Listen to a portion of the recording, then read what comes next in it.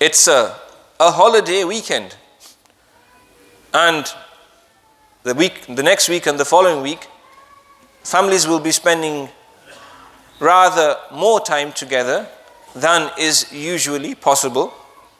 This is an important and valuable opportunity to mend family relations, parents and children, siblings with siblings, spouses with spouses, an opportunity to spend quality time together. It's also important for us to use these opportunities to review where we are in life. I was just mentioning that in every town and city there are two types of population. You have the inner city, houses and high-rise flats and apartments, and then you have the sprawl of the suburban accommodation, the detached and semi-detached houses. And this is as far as we think when we come home or we go away to another city or town. But in reality, within every city and town, there are two cities and towns. One of them above the ground, in the form that we've just mentioned, and the other underground. Every city and every town and every village has a cemetery, a burial site, a graveyard. And people live there too. Live, you might ask, what does that mean? Yes, live there. Allah Azza wa Jal has concealed the life of the grave from our eyes, the life after death, the life between the moment we leave this dunya and we die to the moment that we will be resurrected on the day of Qiyamah. This has been kept out of sight. This is from ilmul ghaib. We know about it because of the Quran. We know about it because of the Sunnah. We know about it because of the prophets of Allah subhanahu wa ta'ala. We know about it because Rasulullah sallallahu alayhi wasallam informed us and educated us about it. So, it's a hidden dimension, another dimension, a world beyond our world, very near but very far. It's a world that we cannot see with our naked eyes. It's a world that Allah has kept concealed from us, because if it was not concealed, this life would not be a test. But this life is a test. If you could see the benefits, the huge, extraordinary rewards for the person who is obedient to Allah and His Rasul sallallahu alaihi wasallam, and if you could see the punishment and the torment, the adhab for those who disobey Allah and His Rasul sallallahu alaihi wasallam, then everybody would step in line, everybody would behave. But Allah, out of His wisdom, has kept both secret from us, or shall we say hidden from us, not a secret. Allah has kept them hidden from us, and He has informed us about them to test the strength of our iman and faith and yaqeen. Rasulullah sallallahu alaihi wasallam saw, he literally saw, he wasn't just told, he saw Jannah, he saw Jahannam, he saw what happens there and what is happening there, and he informed the ummah. And so I was saying that these free opportunities, these moments where we can spend time together as families, are also a moment for introspection. Where are we in our lives, and where are we going, and what is our destination, and what is our state of preparedness? We do prepare. We are warned about the next storm, the potential power cut, and people prepare for the disasters of this world in war-stricken parts of the world, in parts of the world where there is a lack of security for food. People worry, and everybody worries to some degree.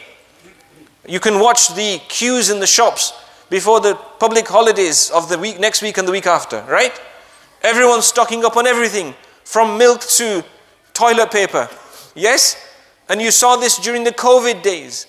So as far as the short term is concerned, we're all concerned. Everybody's concerned.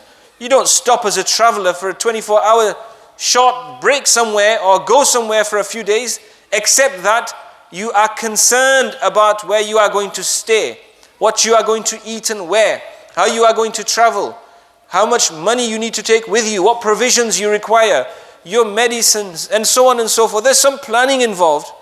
But when it comes to the life of the hereafter, the life, for the most part, underground.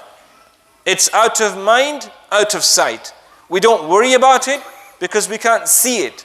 But the reality is, our true retirement, the time of our life to enjoy our investments and pensions, so to speak, is actually in the qabr. It's a true life, as real as this one, without a shadow of doubt. And Allah Azza wa Jal, when He wills, He exposes this. There are scores of examples of old and recent. In these days as well, there are people alive in every part of the world who can tell you that for one reason or another, a qabr, a grave, was exhumed and exhumated and opened up. And the mayyit was seen either fresh and untouched, even though it had been buried months, years ago, sometimes even centuries ago.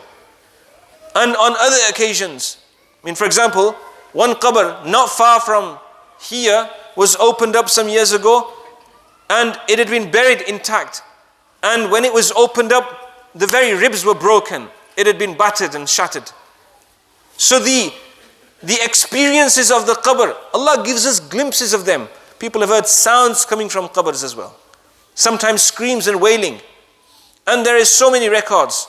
Eyewitnesses have reported these things. But we don't need that. Because as Muslims, we have been told this in the Quran, in the Sunnah, by the honest and truthful, trustworthy tongue and person of Rasulullah sallallahu alaihi wasallam. So our focus should not be on the glitter and the glamour and the razzmatazz and the fragrance and smells and attractions of this dunya, the short-term pleasures, as I was mentioning a couple of weeks ago. Our focus should be on the long term. It should be on our journey into the future. This dunya, be you young or in your middle age or elderly, at whatever stage in life you are, this is part of a much longer journey. This is why we often refer to death as intiqal. It means moving from one place to another. Our focus should be on our meeting with our Creator. And we should not be deceived by the deceptions, the illusions and delusions of this dunya. Neither name nor fame will save us on the day of Qiyamah. Ultimately, it will be the state of the core, the inner of our hearts, our inner secrets, the state of our iman and relationship with Allah, together with the a'mal that we have done. And this is why, and I say this virtually in every khutbah, the hadith of the words of Sayyidina Ibn Umar radiyallahu anhuma, he says, إِذَا أَمْسَيْتَ فَلَا تَنْتَظِرِ الصَّبَاحِ وَإِذَا أَصْبَحْتَ فَلَا تَنْتَظِرِ الْمَسَاءِ وَخُذْ مِنْ حَيَاتِكَ وَخُذْ مِنْ صِحَتِكَ لِمَرَضِكَ وَمِنْ حَيَاتِكَ لِمَوْتِكَ. He says, when it's evening, don't wait for the morning. And when it's morning, don't wait for the evening. In other words, don't be confident you're going to wake up in the morning. And don't be confident you're going to be alive till the evening. And seize the moment and do the good that you can do now. And when you're healthy, do what you can before you become sick. And that will sustain you through your sickness. And do what you can while you are alive, before you die, when it's too late to say subhanallah even once. May Allah subhanahu wa ta'ala grant us tawfiq to understand. My friends, there's some basics. The halal is clear and the haram is clear. It's fard upon every man and woman, Muslim, to perform salah 5 times a day. We know this, don't we? Zina is haram. We know this, don't we? Alcohol and drugs are not permitted in Islam. We know this, don't we? Illicit relationships. There's a structure here of family life. Dress code, what men should wear and what men can't wear. What women should wear and what women shouldn't wear. Let's not deceive ourselves. It's the same sunnah, the same deen, the same Islam, the same Quran. It was the same yesterday and it will be the same tomorrow. And so the changing trends and currents of this dunya, the fashions and the norms and the new sort of the new trends and I lost my thread here. the changing currents and trends of society should never have an impact on a mu'min deep down. Your value system doesn't change. You should be as solid as the mountains of Scotland, which Allah subhanahu wa ta'ala placed there when He created this earth. Your iman should not shake or move, regardless of the new theories and the new philosophies and lifestyles which are being presented to you right, left and center. May Allah subhanahu wa ta'ala preserve our iman and grant us steadfastness and fill our hearts with the love of Allah subhanahu wa ta'ala and with the love of Rasulullah sallallahu alayhi wa sallam and the love of His creation also. وآخر دعوانا الحمد لله رب العالمين وصلى الله على النبي الكريم.